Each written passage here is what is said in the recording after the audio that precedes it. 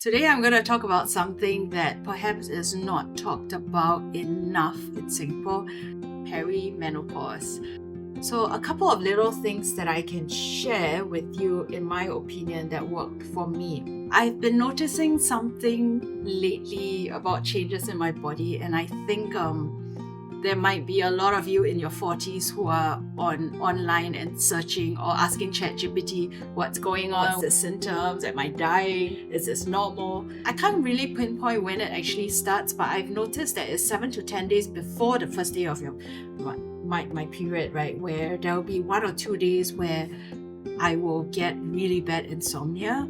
Sometimes in the middle of the night, I will wake up and feeling like I'm sweating. This happens maybe once or twice in a cycle.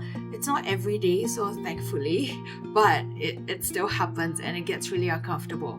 The moment the period comes, everything goes off. The other thing that is really bad, I have to say bad, is I can't control my emotions quite a lot, and I have the worst mood swings.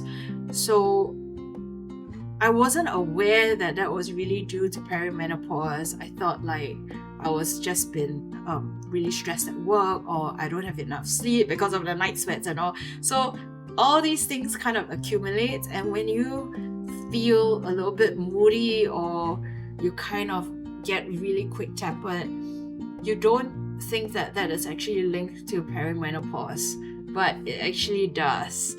I forgot to add, one of the things that I also noticed that I get sort of like joint pains as well. Again, it's in that window, during that window, 7 to 10 days before the first day of your period. So I get like joint pains quite a bit. Just not pain, but just like numbing.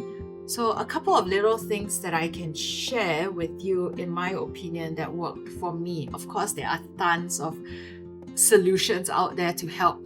None of it is a cure, okay? You can never cure, because you kind of have to go through this for 5 to 10 years until menopause hits. I know it's tragic.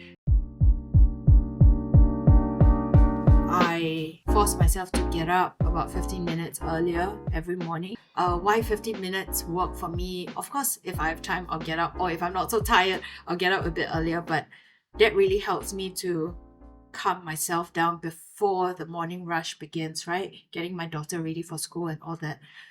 It kind of grounds me a little bit. Okay, so that really helps, right? You can do that lying down on your bed or seated up at your bed the moment you get up, or just go outside or go downstairs, whatever, right? The most important thing is to have that little bit of breathing space before the morning rush starts.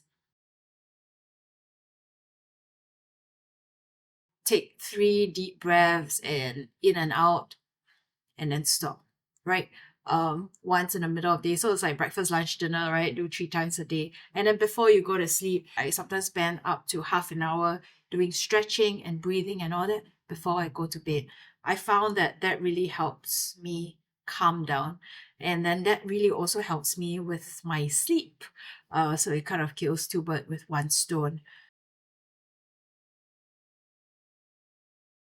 The other thing that helps me is I make sure that I'm not on my screen before I go to bed, um, because that sort of makes me a little bit more anxious sometimes. You know, you're reading messages or looking at your calendar and realize that you've got a lot of things that you haven't done, and all that all does not help with anxiety or insomnia. So I try to keep my screen away and read a book if needed to fall asleep, or just meditate.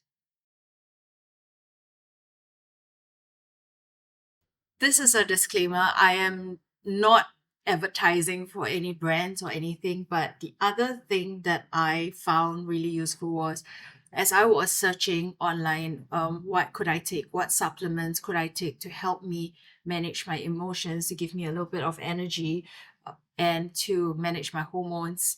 I chanced on this brand called Biofinance. I bought this menopause support in ashwanga.